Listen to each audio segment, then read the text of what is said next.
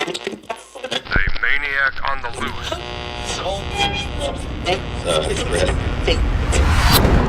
Welcome to the Maniac on the Loose Scary Stories podcast. Sit back and relax. Keep your arms and legs inside the vehicle at all times and enjoy the ride.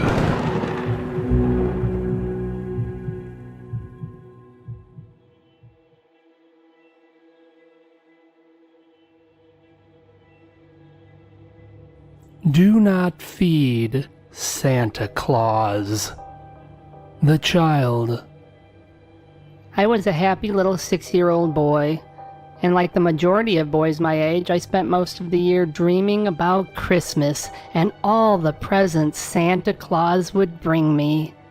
Mom always told me if I wasn't a good boy all year that Santa wouldn't come to our house, so I was good. I was always good. I never did anything wrong, all to be sure that Santa Claus would show up at our house. It was Christmas Eve and I was watching the fat snowflakes outside the front window falling to the ground. The snow was piling up high.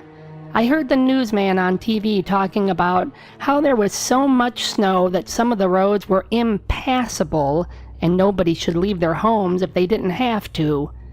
My mom even said that my dad was stuck at his work office. He was going to have to spend the night there, but she promised he'd be home in the morning to watch me open my presents. It's time for bed.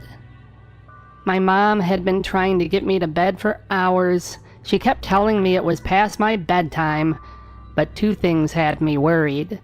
The first thing was the snow. I was concerned that it might keep Santa from showing up. The other thing was our fireplace. Mommy had the fireplace burning all night. How was Santa going to get down the fireplace if there was a fire burning? We can't go to bed yet. What about the fire? What fire? The one in the fireplace. Santa can't come down the chimney if there's a fire burning. My mom found that funny and laughed a little bit. Fire doesn't hurt Santa Claus. Nothing can hurt him. That was a relief to hear, but there was still the matter of the snowstorm. Mommy, the heavy snow has kept Daddy from coming home. Do you think it will keep Santa Claus from coming to our house? My mom smiled at me. Were you a good little boy all year? I spoke confidently. Yes, I was. Then he'll be here. Are you sure? Mommy rubbed my head and spoke in a way that made everything all right. Santa Claus has a sleigh. The more snow there is, the faster he can go. But I do know one thing. If you're not in bed when Santa gets here, he'll pass right on by. He can't come to a house unless the kids are fast asleep. That was all she needed to say. I rushed to my bedroom, dove under the covers, laid my head on the pillow, and closed my eyes. A few minutes later, I felt my mom give me a kiss on the cheek. Good night, sweetheart. As excited as I was about Santa Claus's arrival, it didn't keep me from falling asleep fast. A couple hours later, I woke up. I looked out my window and saw the bright moon and the snowflakes continuing to fall. It was still nighttime. I had to get back to sleep before Santa made it to our neighborhood, or he wouldn't come in. I was just about to close my eyes and force myself back into dreamland when I realized I had forgotten something. I hadn't left any cookies out for Santa Claus. I quickly got out of bed and crept through the house. Everything was silent. It was just like the story. Not a creature was stirring, not even a mouse. I hurried to the kitchen and pulled a small plate from the cupboard. I carefully placed my favorite kind of cookies on the plate, chocolate chip. Now, I just needed to get back to bed fast or Santa would pass our house by. I had just turned the corner when I heard a loud thud and heard the back door in the kitchen creak open. I peeked around the corner and I could feel my jaw dropping open in shock. It was him. Santa Claus. Santa Claus was standing in my kitchen. His suit wasn't as bright as I expected it to be. It was kind of dirty. And why was he holding an axe? I knew I couldn't let Santa Claus see me. If he did, he'd know I wasn't asleep, and he'd leave without giving me any presents. So I quickly hid behind the Christmas tree and watched Santa Claus. Santa started opening all the cabinets and moving things around in them. I think he was looking for food. He must have been really hungry. He completely froze when he spotted the cookies I left for him on the plate. He slowly moved up to the plate of cookies and picked one of them up. I sure hoped he liked chocolate chip as much as I did. Santa Claus didn't eat the cookie. He just stared at it. He stared at it for the longest time. I wasn't sure why, but as he stared at the cookie, he started mumbling something. I couldn't understand what he was saying, but he didn't seem happy. He seemed sad and angry. Maybe he didn't like chocolate chip. I guess my mom heard Santa Claus talking because she got out of bed and hurried to the kitchen. Boy, was she in for a surprise. I was sure she'd be so happy to see Santa, but I was wrong. She wasn't happy to see Santa Claus at all. She seemed scared of him and even screamed. It must have been the screaming that made Santa Claus so mad. That's what I try to tell myself. But I know what it really was. It was the chocolate chip cookies. He hated those cookies. They made him mad and turned him crazy. I watched on in terror as he tossed my mom around the kitchen, threw her to the floor, and raised his axe high up into the air. Santa Claus chopped my mom into little bits and then left. It was all my fault. If I had stayed in bed and not put those chocolate chip cookies out for Santa, he would have never gotten angry and my mommy would still be alive. I sat there hidden behind the Christmas tree and stared at my mommy's dead body for hours and hours while I gently rocked back and forth and kept repeating the same words over and over. It's all my fault. It's all my fault. It's all my fault. Do not feed Santa Claus. Santa. The blizzard raged outside my window. It should have made me feel cozy and comfortable knowing I was safe and warm inside, but it did nothing of the sort. The time had come. It was Christmas Eve. I had been planning my escape for some time.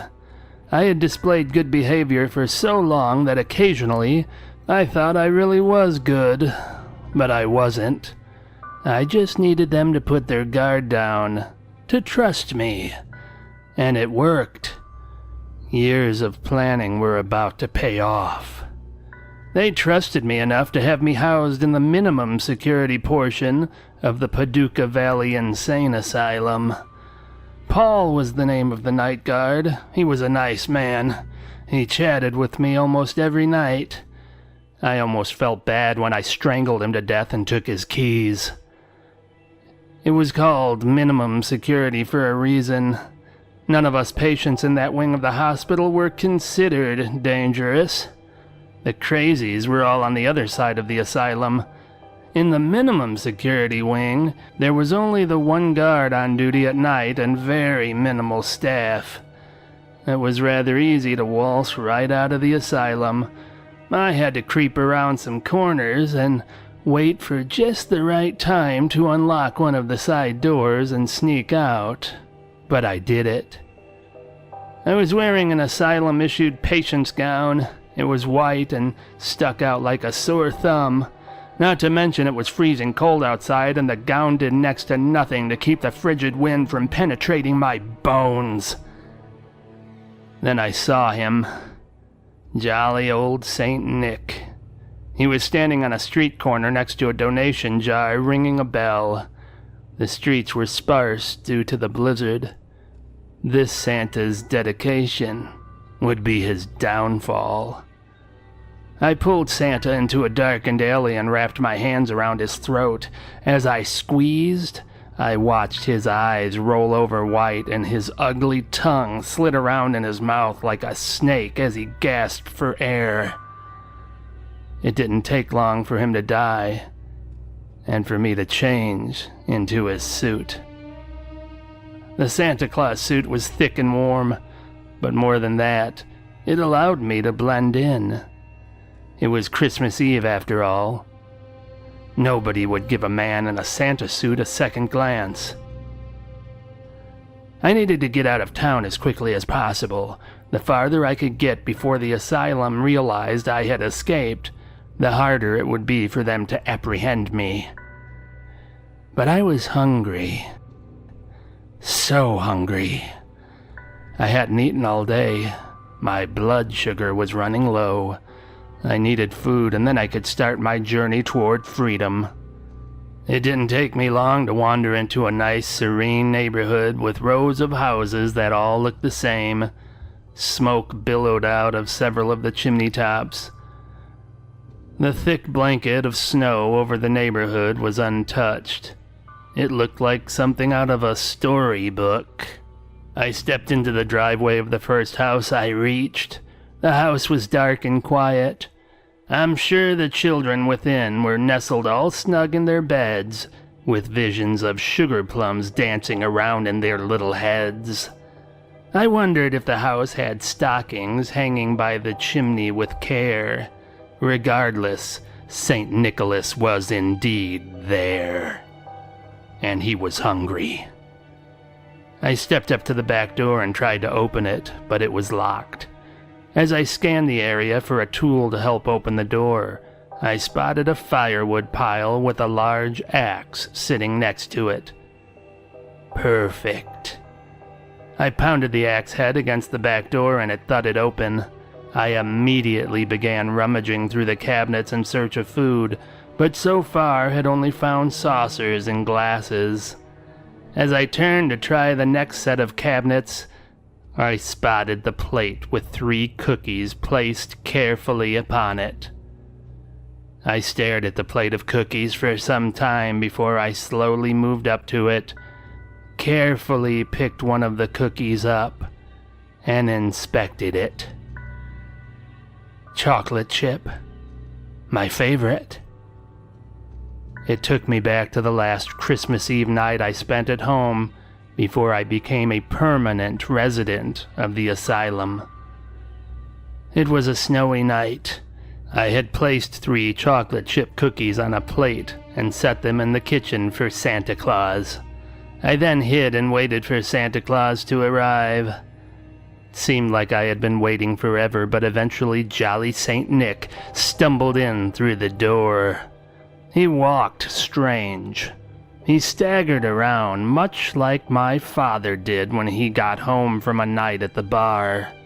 He walked up to the plate of cookies I had left for him, picked one up, took a bite, and then promptly spit it out while throwing the plate against the wall. I hate chocolate chip. My mom came rushing into the room when she heard the ruckus. She kept referring to Santa Claus as Ross, which was my father's name. Why would she be calling him Ross? That was always so strange to me. Santa was mad. He was enraged by the chocolate chip cookies I left for him. The cookies that he hated. The cookies that drove him mad. Santa was calling my mother a cheating bitch as he choked her to death. Santa Claus killed my mother right in front of me, and it was all my fault. Had I not left those cookies out, he wouldn't have gotten mad. He wouldn't have killed my mother. It's all my fault. It's all my fault. It's all my fault. That's what I was muttering to myself when the woman entered the room and screamed, and I screamed back. It's all my fault! All the rage that had been buried so deep inside since I was a 6-year-old boy who witnessed Santa Claus murder his mother erupted out of me all at once, and I unleashed my fury on the woman. I threw her to the ground and brought the axe down onto her again and again and again until she was nothing but a pile of chunks. It should have felt good, but it didn't. Releasing my anger did nothing to reduce my guilt-ridden mind. And if that didn't do it, I guess nothing would. I don't know how long I wandered around the streets with the bloody axe in hand, but eventually the police found me and took me back to the asylum. I live in the maximum security wing now.